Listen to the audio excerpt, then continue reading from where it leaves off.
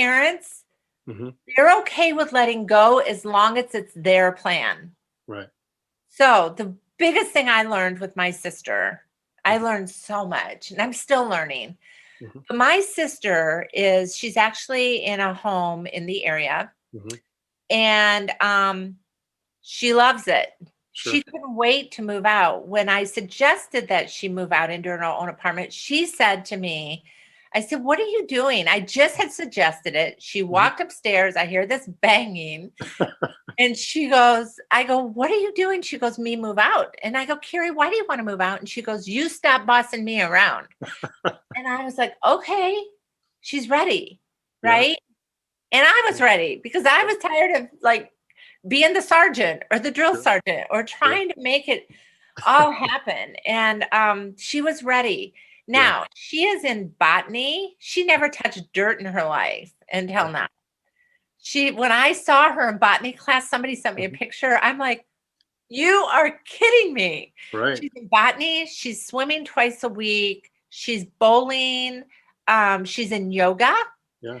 She's in bell choir. Now, when she moved in there, she told them, "Nope, me not do any of this. Right. I'm not doing any of it." But she's in an environment where people are fresh and Yes. they can speak into her. Right. And all of her friends were going to botany. She Yeah. don't be left out. It's a very nurturing environment that encourages them to do those things. I know you told me about this, and I love that story about how, like, she was just, hey, I'm ready to move out. I'm ready to go. Right. Yeah, I'm you gonna have stop my own bossing me place.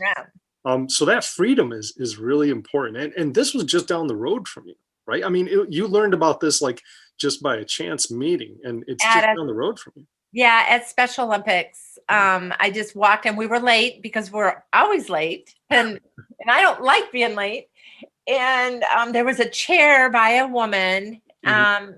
and when I sat down, I was very hurried, and Hmm. she got her in her lane, and she doesn't care. She's putting on her shoes. They're already, and then the beautiful thing is, they all stopped and waited for her Hmm. because they're all just so beautiful. They're Sure. not, critical, judgmental. Right. But the Yeah. lady, she goes, "Is that your daughter?" And I said, "No, that's my sister." And she goes, "Where does she live?" Like it was just like, Hmm. and I said, "Oh, she lives with me." And she goes, "Have you ever thought about placing her in a community?" And I go, "Today, yes, I would love Right. to." Yeah. But I said, and I started telling her a story, and I said, "It's got to be safe. Hmm. It's got to be sustainable. Right. And I need to know that she's cared for and she's having fun." Right. And now I was faced with how my mom and dad felt. Right. And I was wrestling. It was hard.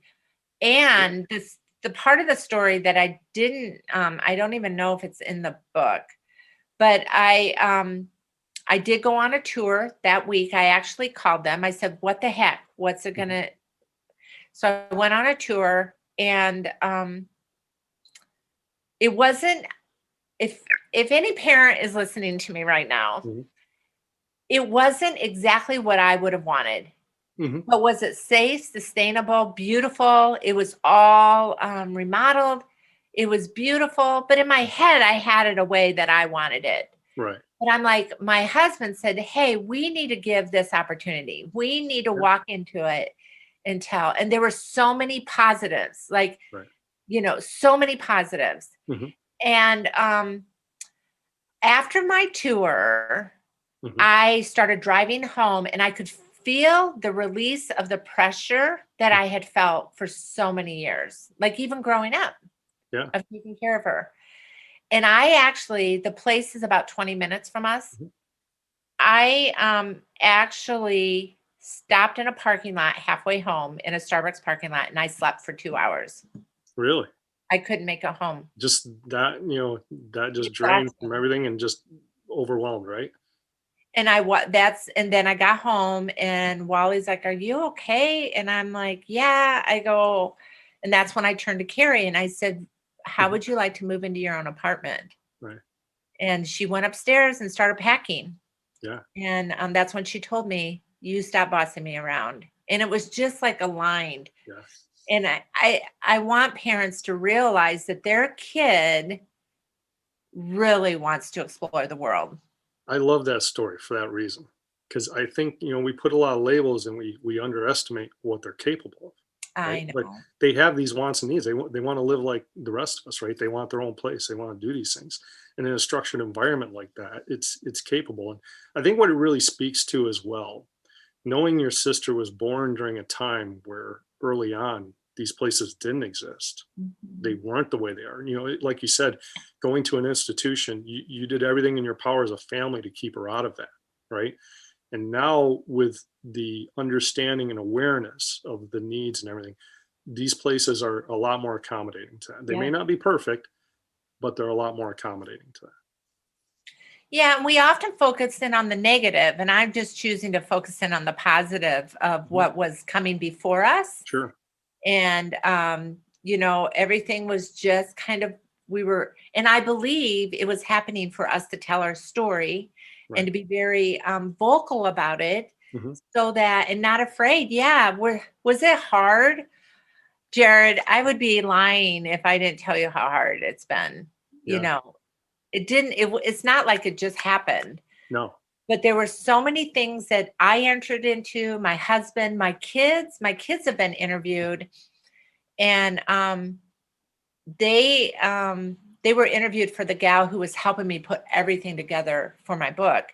Okay. And my fear was like, oh, because they were coming back home from college, and Hmm. now we're all in our home together. Right.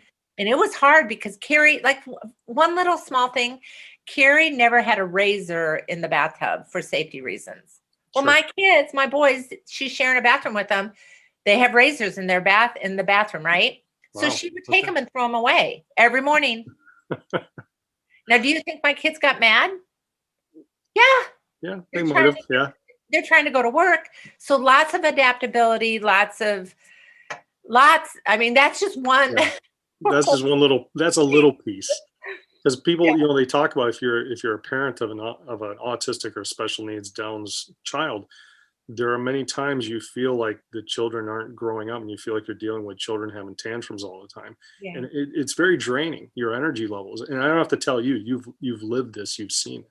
yeah, So I mean, I give parents a lot of credit, and if they yeah. are drained, there's avenues like you're bringing out to speak to, that will help. If you want to recommend somebody to appear on the podcast as a guest, please email us at info@opsqc.com. If you're interested in sponsoring a podcast, please reach out to us at the same email. We'd love to have your support.